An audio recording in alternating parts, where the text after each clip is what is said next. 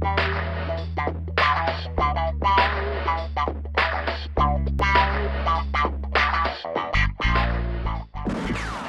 many of us have equipment at home that we either don't know how to use or it just sits around? Well, Kathy Coots today, our fitness specialist, is going to show us how to use some of that equipment, which is relatively inexpensive, but show us how to use it. So Kathy, show me how to use some of this equipment that just sits around and collects dust. Okay, I will. I'll show you. Lots of people have exercise balls in their house. There are tons of exercises that we can do with this, but I'm just going to show you a couple.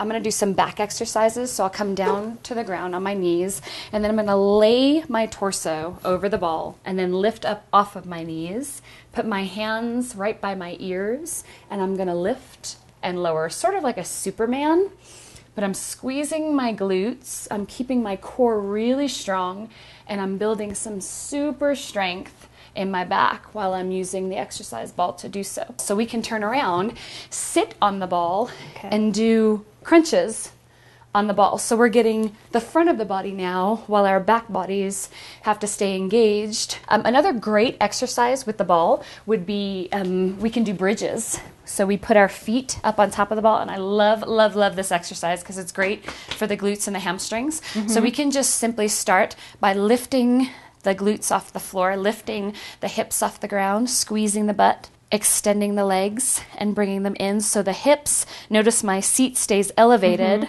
but I'm really, really working on those hamstrings right now. So I'm really building a good amount of strength here. Aside from the exercise ball, free weights. So you'll find your hip bones and you'll tip forward. So it's really, really important to keep the back of your neck long, your shoulders away from your ears. And then you're going to hold on to those dumbbells. And then you're going to hug your rib cage as you bring your elbows up and keep them in.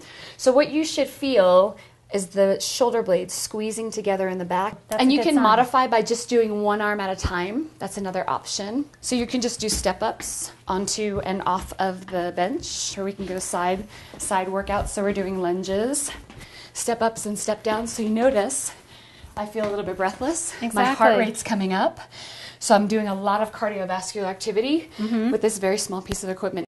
A yoga mat, again, is another super inexpensive piece of equipment that you can have in your house. So we'll just lay down on the mat, legs extended out in front of us, arms extended back behind us. So just think of a total body stretch, stretching all the way from the tips of your fingers to the tips of your toes.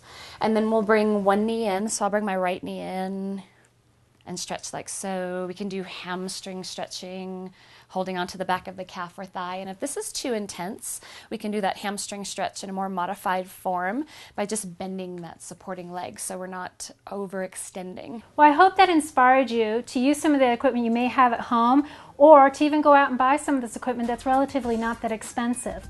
Thank you, Kathy, for showing us all that great stuff, and thank you. Coming up next, join me as I visit the owner of Vesta Dip and Grill downtown.